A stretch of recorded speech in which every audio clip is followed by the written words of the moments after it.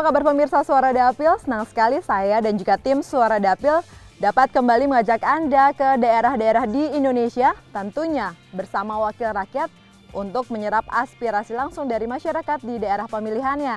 Dan saat ini saya sudah berada di Tandon Ciater, tepatnya di Kota Tangerang Selatan, yang termasuk ke dalam daerah pemilihan Banten 3. Namun sebelum saya ajak Anda untuk mengikuti kegiatan dari anggota Dewan DPR RI daerah pemilihan Banten 3, saya akan berikan profil lengkap mengenai daerah pemilihan Banten 3.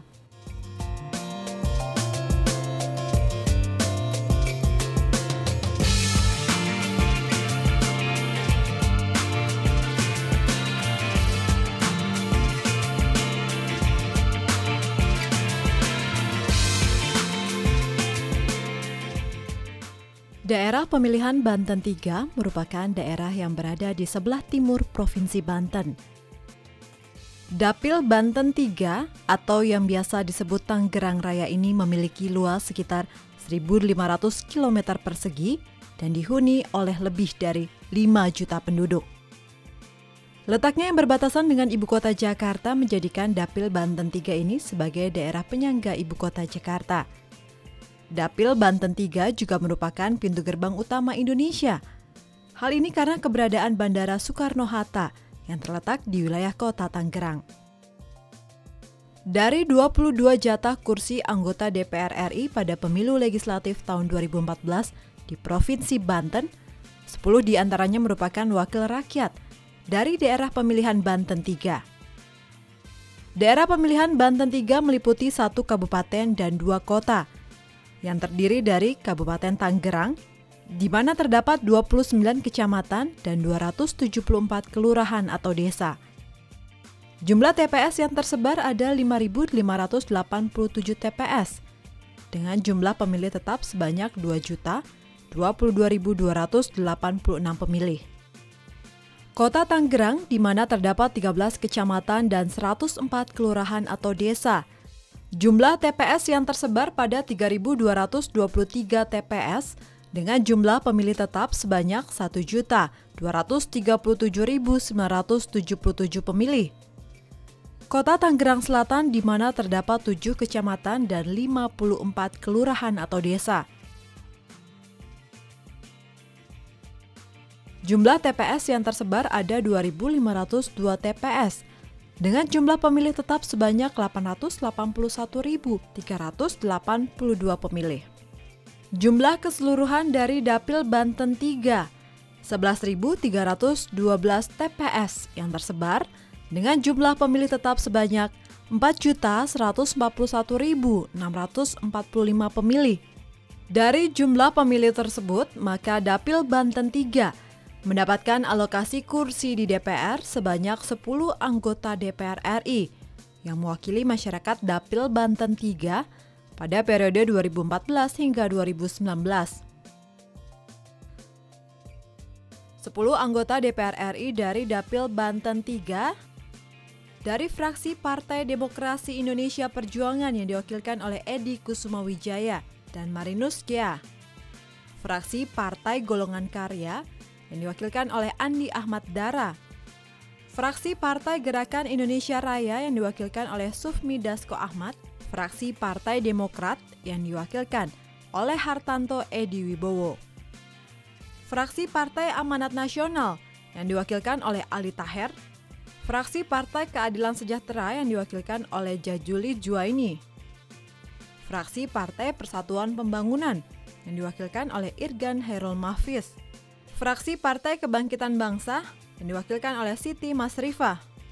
Serta dari fraksi Partai Hati Nurani Rakyat yang diwakilkan oleh Inas Nasrullah Zubir.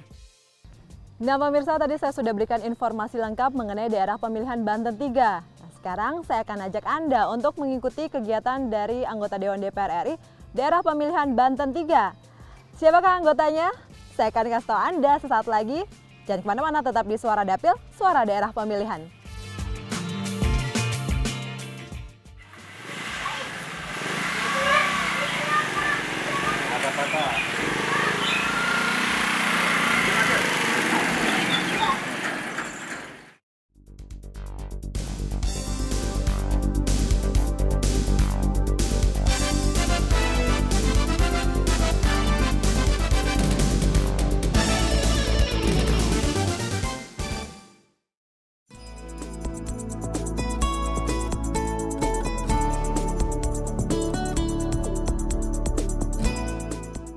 episode Suara Dapil kali ini, saya dan tim Suara Dapil akan mengikuti kegiatan Inas Nasrullah Zubir, seorang wakil rakyat dari Partai Hati Nurani Rakyat dari daerah pemilihan Banten 3 yang saat ini menjabat sebagai Wakil Ketua Komisi 6 DPR RI.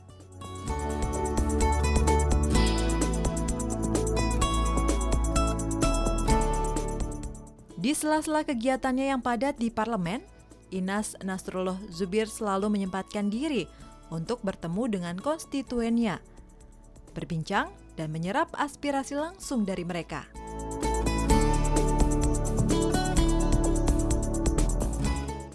Nah, kali ini tim Suara Dapil berkesempatan mengikuti rangkaian kegiatan Inas mulai dari pagi hingga sore hari.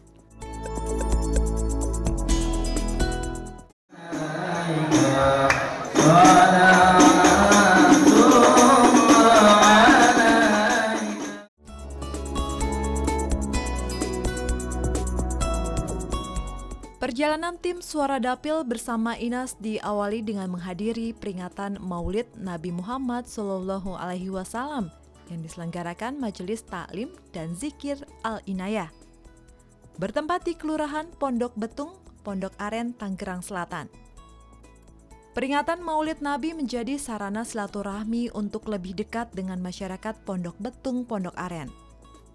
Duduk di Komisi 6 DPR RI yang membidangi industri, investasi, persaingan usaha, serta bermitra dengan seluruh BUMN, membuat Inas bekerja sama dengan BUMN untuk menyalurkan program Corporate Social Responsibility atau CSR di daerah pemilihannya, seperti peringatan Maulid Nabi ini. Atas gagasan Inas dan dibantu dengan perusahaan gas negara, berkesempatan memberikan bantuan berupa 1 unit mobil ambulans. Mobil ambulans ini merupakan salah satu keinginan masyarakat Pondok Betung, Pondok Aren yang telah mereka sampaikan kepada Inas sebelumnya. Inas pun menyerap aspirasi mereka. Iya, memang kita kan di sini kalau untuk kebun kopi yang sebelah sini nih kan seberangnya tol gitu ya. Mungkin agak sulit lah kalau kita ada musibah kayak kematian atau apa gitu. Dengan adanya ambulan ini alhamdulillah sudah tolong dengan bantuan Bapak Haji Inas sebagai anggota DPR RI ya. Usai menghadiri peringatan Maulid Nabi Muhammad SAW, saya dan tim Suara Dapil kembali mengikuti kegiatan Inas lainnya. Kali ini kami bersama rombongan menuju Desa Cibogo, Kecamatan Cisauk, untuk bertemu dengan warga di RT 06 RW 01, Kompleks Puri Adi Pratama, dalam rangka meresmikan balai warga yang merupakan gagasan dari Inas bekerjasama dengan PT Askrindo. Suasana santai pun terasa, tentunya sambil menikmati jagung rebus serta secangkir kopi hangat yang telah disediakan warga. Dengan dibangunnya balai warga, ke depannya warga berharap bantuan yang sudah diberikan bisa menjadi sarana untuk warga Puri Adi Pratama melakukan berbagai kegiatan dan juga sebagai tempat untuk bersilaturahmi antar warga. Terima kasih sebelumnya dari Bapak Haji Inas beserta jajarannya, antusias warga. Terus terang yang tadinya lokasinya itu tidak bersih, lokasi sampah, sekarang dibangun balai desa ini sangat luar biasa warga atas fasilitas yang diberikan oleh Pak Haji Inas dan beserta jajarannya. Bisa dipakai untuk pengajian, kumpul warga, posyandu, dan sebagainya. Setelah melihat hasil pembangunan balai warga di Desa Cisauk, tim Suara Dapil dan Inas Nasrullah Zubir melanjutkan perjalanan menuju Desa Bojong Nangka. Di tempat ini, Inas akan menyerahkan 2 unit bentor dan bak sampah untuk warga yang bekerja sama dengan Pertamina.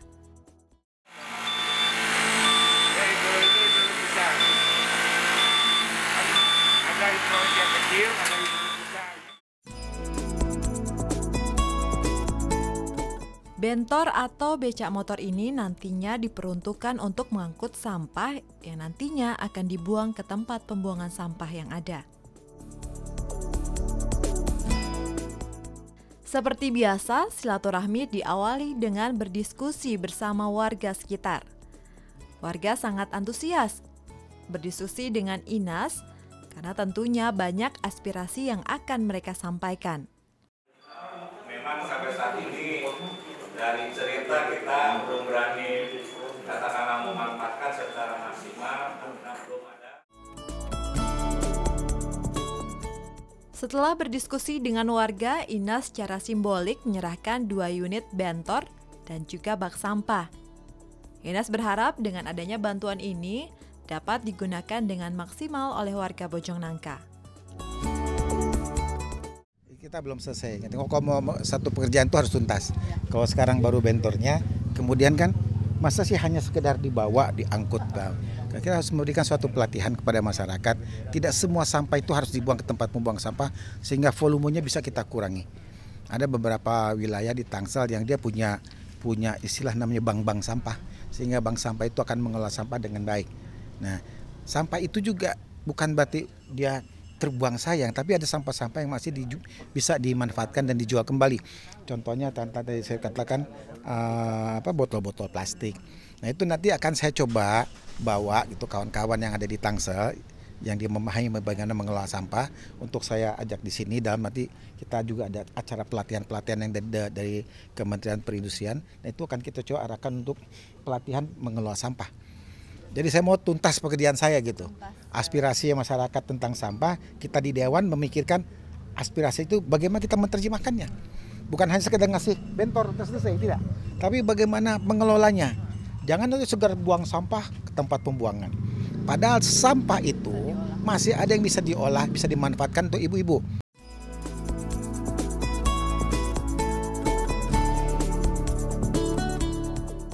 Yang pertama bahwa sesuai dengan yang kita tahu bahwa di lingkungan kita masalah sampah itu masalah yang menurut saya laten. Latennya kenapa dari tahun ke tahun. Saya pernah jadi ketua RW 9 tahun yang lalu, masalah sampah sudah seperti ini. Sehingga dengan bantuan ini alhamdulillah paling tidak bisa dipul sebelum masuk ke TPA. Sehingga bentor ini bisa memfasilitasi sampah-sampah dari rumah ke rumah. Dan mudah-mudahan seperti janji Pak Inas tadi, ada pelatihan bagaimana mengemas sampah, memproduksi sampah, sampah diproduksi ulang untuk menjadi nilai tambah. Nah, nilai tambah itu yang kita harapkan mudah-mudahan di sampah itu ada uang di sana. Dan kami sangat bergembira menyambut bantuan ini, mudah-mudahan ini bukan yang pertama dan terakhir. Karena mudah-mudahan ke depan masih ada bantuan lagi, khususnya dalam rangka pemberdayaan masyarakat.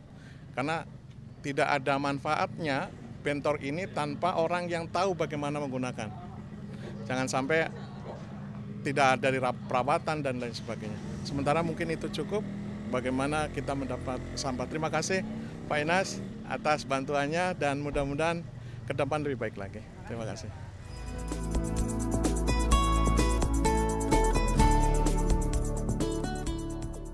Pemirsa, saya dan tim masih akan berkeliling mengikuti kegiatan Bapak Inas Nasrullah Zubir. Tetap di Suara Dapil, Suara Daerah Pemilihan.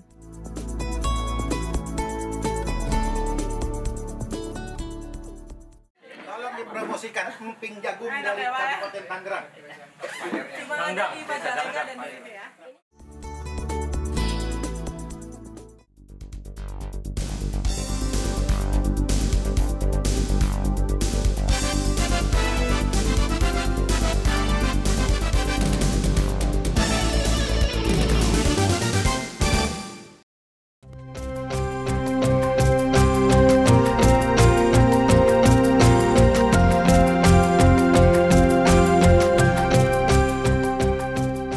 Sektor pertanian merupakan salah satu sektor yang selama ini masih diandalkan oleh Kabupaten Tangerang.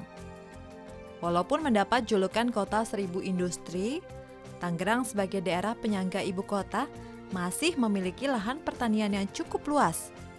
Di Kabupaten Tangerang misalnya, luas lahan pertanian sawah sekitar 40,7 ribu hektar dan pertanian kering 68,3 ribu hektar. Selanjutnya, Inas mengajak tim Suara Dapil untuk melihat pertanian jagung di salah satu desa di Kabupaten Tangerang. tepatnya di Desa Dangdang, Kecamatan Cisauk. Untuk menuju Desa Dangdang, perjalanan memakan waktu sekitar 30 menit dari Cisauk. Hamparan pepohonan masih dapat kita temukan di sini. Setibanya di Desa Dangdang, Inas bertemu dengan perwakilan petani jagung untuk melihat perkembangan usaha warga di Desa Dangdang. Tidak hanya untuk pakan ternak, jagung-jagung yang telah dipanen di desa ini juga diolah menjadi opak jagung yang tentunya rasanya sangat lezat. Tolong dipromosikan emping jagung dari Kabupaten Tangerang. Cuma ada di Majalengka dan di sini ya. Ini juga Nah, tinggal expired ini belum keluar. Korea sama Taiwan juga Pak. Nanti kita harus dukung supaya expired ini bisa keluar. Bisa impor tadi, Iya, ekspor keluar ya. Taiwan Pak, Taiwan sama Korea ada yang memasarin juga di sana. Karena kita belum di ini expired, ini baru ada halal sama itu aja. Kalau perbungkusnya berapa itu? Kalau perbungkusnya dijualnya sekitar berapa? 10.000 ya.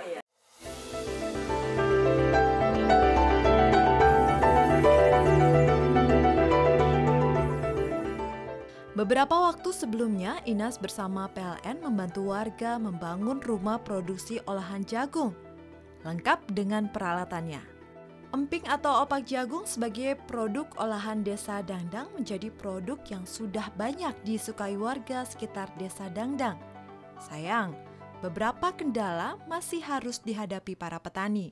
Untuk di wilayah Cisauk khususnya, Tangerang umumnya, termasuk produktivitas yang lumayan bagus. Kita bisa menghasilkan 8 ton per hektar. Ada kemungkinan yang lebih karena hasil ubinan tahun 2016 itu ada yang sampai 8,7 ton per hektar. 8,7 itu untuk tahun 2016. Nah, untuk kendala kemungkinan kita dari pasca panen juga sama ininya, kalau toh kita musim tanam itu Okmar, otomatis tanam di bulan Oktober, pas panen itu di bulan Januari itu pas di musim hujan. Jadi banyak kendala itu di musim hujan. Kayak sekarang aja kita kalau ini mesti disiasati panen lebih cepat, karena kalau emang agak terlambat kebanyakan banyak yang numbuh kayak begini. Jadi yang termasuk jeleknya itu reject itu bisa sampai 20% itu per hektar.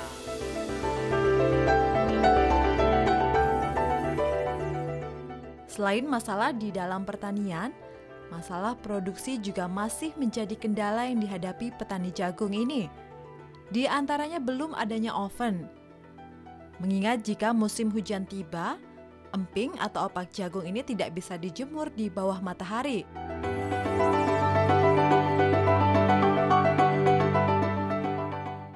Mewakili masyarakat tani Desa Dangdang, Aryati mengucapkan terima kasih kepada Inas atas semua bantuannya. Terima kasih ya, kemarin kami sudah kelompok wanita tani Desa Dangdang Kecamatan Cisauk ini, yaitu kelompok tani Karya Maju 2, sudah terbantu sekali sama Pak Inas ya, melalui dana CSR PLN yang alhamdulillah pas ada rumah produksi kami meningkat.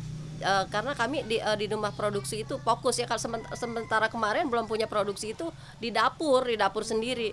Untuk pengurusan izin-izinnya pun kami tidak lolos karena belum terpisah dari produksi, belum punya rumah produksi gitu. Tapi pas terbantu dengan adanya bantuan dari Pak Inas melalui dana CSR dari PT PLN, terima kasih banget karena kami sudah lolos pengurusan izin-izinnya seperti Depkes gitu ya, PIRT sama halal.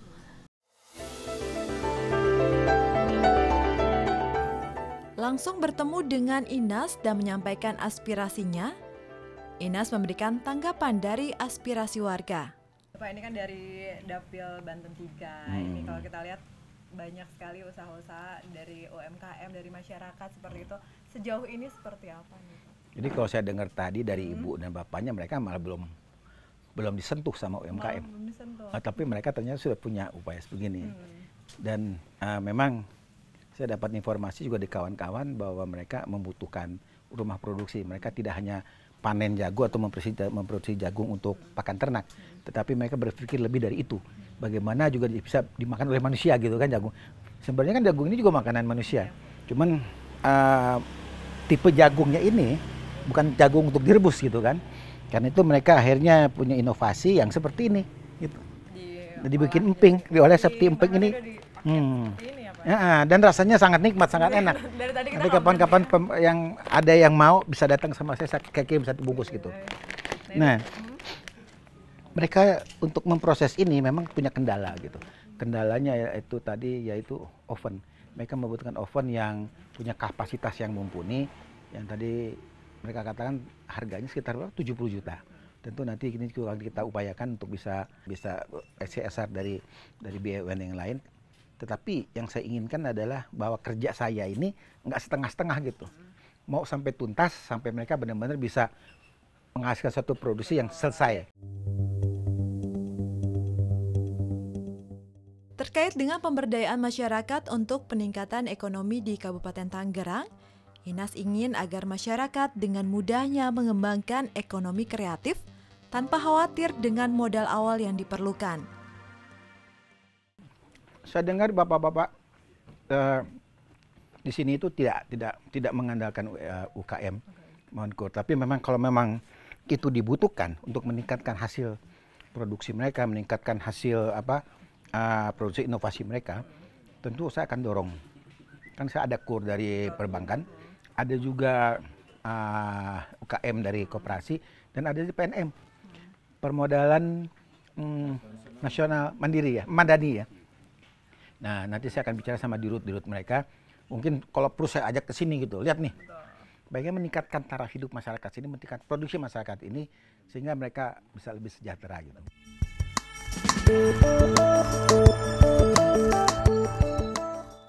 Tidak hanya melihat produksi olahan jagung, Inas juga melihat langsung lahan pertanian jagung yang letaknya tidak jauh dari tempat olahan jagung.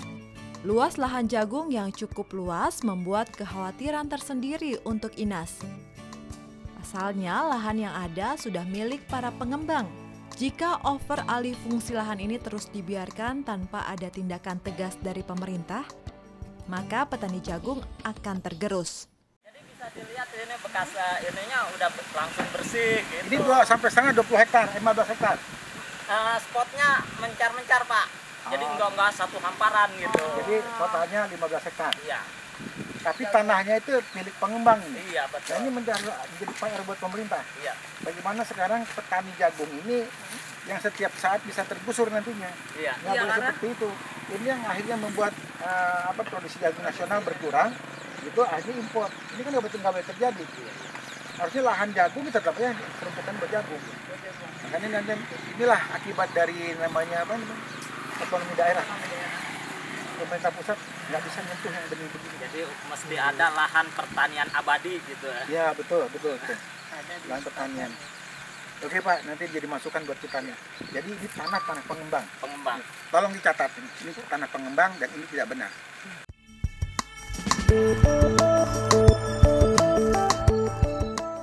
Tentu harapan yang sama dengan Inas. Kita berharap pertanian jagung akan terus tumbuh subur di Tangerang dan tidak perlu lagi mengimpor jagung dari luar negeri. Setelah mengunjungi petani jagung di Desa Dangdang, tim Suara Dapil beserta Inas kembali ke kota Tangerang. Hari sudah menjelang petang, sudah sejak pagi kami mengikuti kegiatan Inas Nasrullah Zubir. Rasa lelah tak nampak, karena semangat untuk membuat masyarakat Banten 3 semakin maju sudah menjadi tujuan utamanya.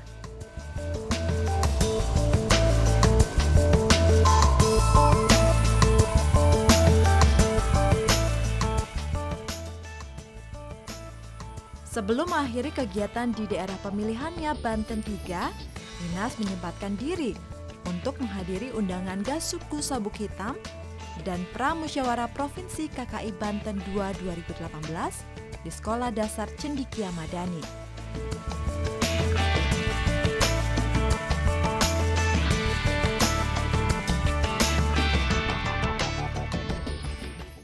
Ya pemirsa, saya dan juga tim Suara Dapil sudah mengikuti berbagai rangkaian yang dilakukan Bapak Inas Nasrullah Zubir, Wakil Ketua Komisi 6 DPR RI dari fraksi Partai Hati Nurani Rakyat.